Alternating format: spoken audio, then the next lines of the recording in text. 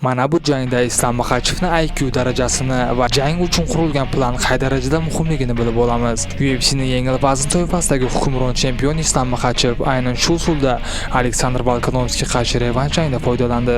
Birinchi jangda farqli o'laroq Maxachev yaqin masofada ochiq zarbali mashqqa shoshilmadi. Aksincha, u o'rta va uzoq masofadan aniq harakat qilib, bir vaqtda o'zida raqibga bosim o'tkazdi.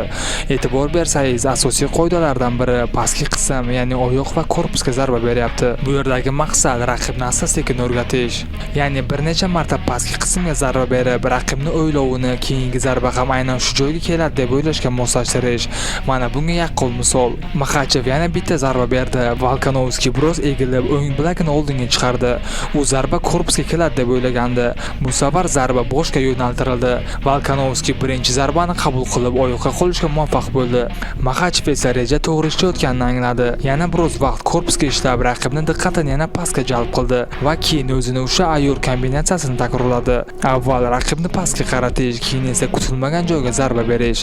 Do'stlar, kanalimizda Islom Maxachevning muxlislari bormi? Videoga like bosishni unutmang.